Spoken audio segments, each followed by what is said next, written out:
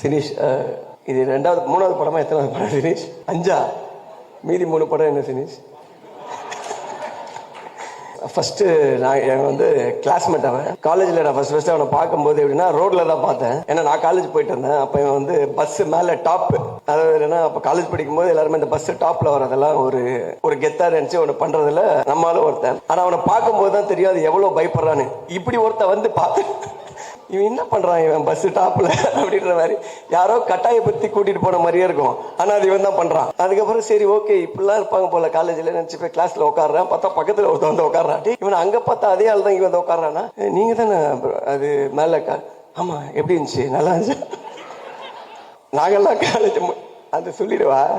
என்னன்னா என் ஃப்ரெண்டு ஒருத்தர் இருக்கா சத்யான்னு சொல்லி, என்ன பண்ணிட்டா நாங்கள் ஃபர்ஸ்ட் செமஸ்டர்ல எழுதின ஒரு சப்ஜெக்ட் வந்து எல்லாருக்கும் ரிசல்ட் வந்துருச்சு. நாங்கெல்லாம் இப்போ ஹெச்ஓடி டிபார்ட்மெண்ட்ல பார்த்துட்டு சாரி ரொம்ப தொண்டை கட்டியிருக்கு விடிவியோட மேட்ச் இது அந்த மாதிரி மேட்ச் ஆயிடுச்சு. போய் ஹெச்ஓடி ரூம்ல ரிசல்ட் பார்த்துட்டு வரோம் நாங்கெல்லாம் பாஸ் ஆயிட்டோம் அப்படின்னு சொல்லிட்டு. இவர் அதுக்கே லேட்டா வந்திருக்காரு. நேரம் மேல படிக்கட்டு ஏறி அதை பார்க்க போறதுக்குள்ள அந்த பையன் என்ன பண்ணிட்டான், அவன் பார்த்துட்டு கீழே இறங்கி போறான். அவன் மேல வரும்போது ஏய் நீ எங்கடா போற மேல அப்படின்னு சொல்லி, இல்ல நான் ரிசல்ட் வந்துருக்கலாம் நீ எல்லாம் ஃபெயில்ரா வாடான்னு கூட்டு போயிட்டான். கூட்டு போனதுக்கு அப்புறம் ஃபர்ஸ்ட் இயர் முடிஞ்சு ஃபெயில் அப்படி உட்காந்துருக்க எல்லாம் முடிஞ்சு. அதுக்கப்புறம் செகண்ட் செம் எழுதுறவங்க, தேர்ட் செம், ஃபோர்த் செம், எல்லா செம்மும் இவர் வருவாரு. அந்த அட்டெம்ப்ட் எழுதிட்டே இருப்பான். அட்டெம்ப்ட் ஆனா இவர் ரோல் நம்பரே வராது கிளாஸ்ல. அவன் 10 தனியா உட்கார வச்சு எக்ஸாம் எழுத வச்சுட்டே இருப்பாங்க.